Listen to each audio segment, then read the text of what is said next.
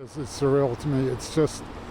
I just can't believe the response. Jimmy Cookaroo never thought he had a problem with any of his neighbors, but last month someone left this anonymous note in the mailbox. Simply said, "Please paint me eyesore." The first response, I was very upset about it, and because it said we needed a paint job, but as you can see, we all knew that. But the thing that upset me the most was that they didn't have the nerve to sign it. And when they signed it, your neighbors in Perkins Street, I know a lot of these neighbors, and I know that wouldn't come from any of them. Like many his age, Jimmy and his wife Marilyn have had some health problems. His was heart surgery, and Marilyn was diagnosed with MS years ago, so home improvement was never at the top of the list.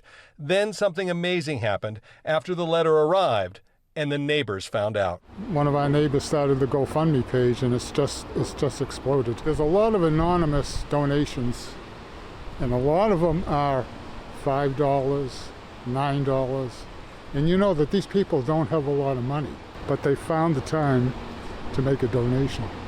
Does it renew your faith in the human spirit? Yes, yes it does.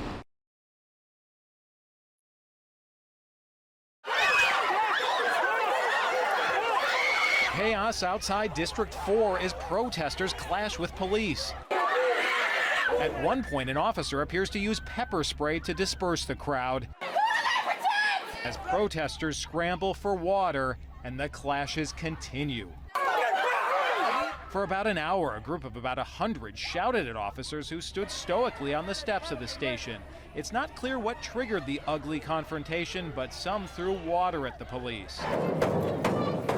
The demonstration overwhelmingly was peaceful, starting a few blocks away in Peters Park. Well over 1,000 protesters then walked toward Roxbury with a message for Minneapolis police. The message is that these cops must go to jail for their crimes. They stood by and watched someone die, and that's not your job as a police officer. You're supposed to protect people. The night here in Boston ended with arrests and some tension as these demonstrators promise their fight for change will grow louder and calling for peaceful protests. So if the government is not willing to respect the rule of law, it's up to us as citizens to demand it.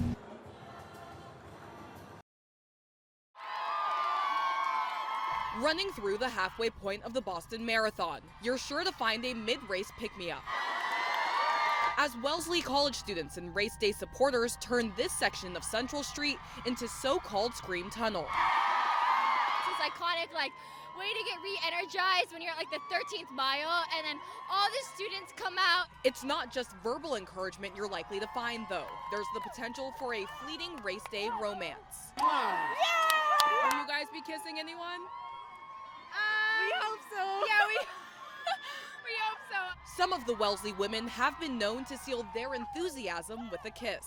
So I think one day, one of the runners just kissed one of the Wellesley women and it kind of just became a thing, so I'm not complaining. How many kisses have you gotten? I think about 6, if I'm counting correctly. And some are a bit more bashful about their intentions. We're screaming for sure. We have that energy, but like maybe.